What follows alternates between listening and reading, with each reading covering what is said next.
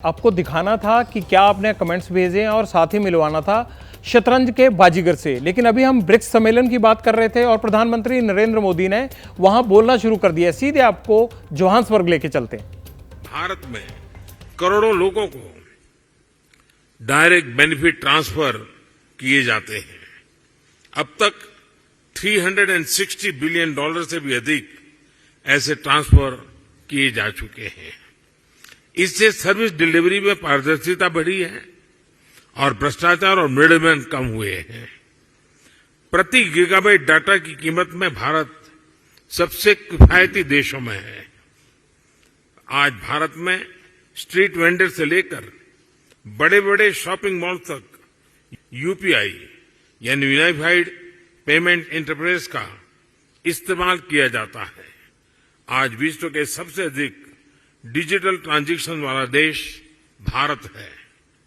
UAE, France, Singapore जैसे देश इस प्लेटफॉर्म के साथ जुड़े हैं। ब्रिक्स देशों के साथ भी इस पर काम करने के लिए अनेक संभावनाएं हैं। भारत के इंफ्रास्ट्रक्चर में बड़े पैमाने पर हो रहे निवेश से देश का परिदृश्य बदल रहा है। इस वर्ष के बजट में हमने इंफ्रास्ट्रक्चर के लिए लगभग $120 बिलियन का प्रावधान रखा है। इस निवेश के माध्यम से हम भविष्य के एक नए भारत की मजबूत नींव रख रहे हैं। रेल, रोड, वाटरवे, एयरवेज हर क्षेत्र में तेज गति से बदलाव आ रहा है। आज भारत में 10,000 किलोमीटर प्रति वर्ष की रफ्तार से नए हाईवे बन रहे हैं। पिछले 9 वर्ष में एयर संख्या दोगुनी हुई है। निवेश और उत्पादन को बढ़ाने के लिए हमने प्रोडक्शन लिंक इंसेंटिव स्कीम्स लागू की है। लॉजिस्टिक्स कॉस्ट कम होने से भारत का मैन्युफैक्चरिंग सेक्टर कॉम्पिटिटिव हो रहा है। रिन्यूएबल एनर्जी के क्षेत्र में भारत वर्ल्ड लीडर में से एक है। हम भारत को solar energy, wind energy, electric vehicles, green hydrogen, green ammonia जैसे क्षेत्रों में ग्लोबल मैन्युफैक्चरिंग हब बनाने के लिए सक्रिय रूप से कदम उठा रहे हैं। स्वाभाविक है कि इससे भारत में रिन्यूएबल टेक्नोलॉजी का एक बड़ा मार्केट बनेगा। आज भारत में विश्व का तीसरा सबसे बड़ा स्टार्टअप इकोसिस्टम है। भारत में इस समय 100 से भी अधिक यूनिकॉर्न है। आईटी, टेलीकॉम, फिनटेक, एआई और सेमीकंडक्टर्स जैसे क्षेत्रों में हम make in India, make for the world के विजन को आगे बढ़ा रहे हैं।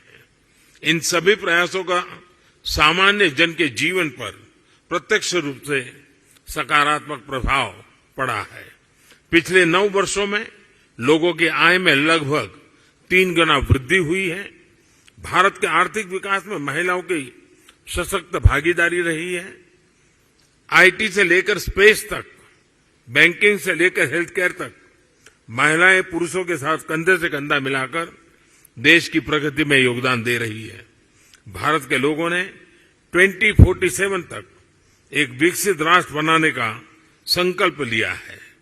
फ्रेंड्स, मैं आप सभी को भारत की विकास यात्रा में शामिल होने के लिए आमंत्रित करता हूं। कोविड महामारी ने हमें रेजिलिएंट और इंक्लूसिव सप्लाई चेन्स के महत्व को सिखाया है। इसके लिए आपसी विश्वास और पारदर्शिता बहुत ही महत्वपूर्ण है। हम एक दूसरे की ताकतों को जोड़कर पूरे विश्व, खासतौर पर ग्लोबल साउथ के कल्याण में महत्वपूर्ण योगदान दे सकते हैं। एक्सेलेंसी, मैं एक बार फिर ब्रिक्स बिजनेस जगत के लीडर्स को उनके योगदान के लिए बधाई देता हूं। इस मीटिंग के शानदार आयोजन के लिए मैं मेरे मित्र राष्ट्रपति रामाफोसा का भी आभार व्यक्त करता हूं। बहुत बहुत धन्यवाद। प्रधानमंत्री नरेंद्र मोदी को सुना आप जोहान्सबर्ग में बोल रहे थे और बता रहे थे कि भारत ने किस तरह से विकास के रास्ते पर अपने कदम आगे बढ़ाए हैं। जैसे ही घड़ी का काटा दोपहर 2:30 पे आए, बबीता जी का दिल सास बहू साजिश के लिए मचल जाए।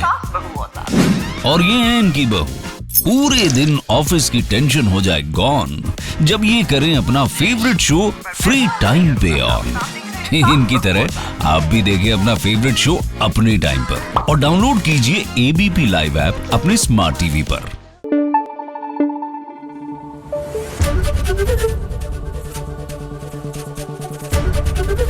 एबीपी न्यूज आपको रखे आगे।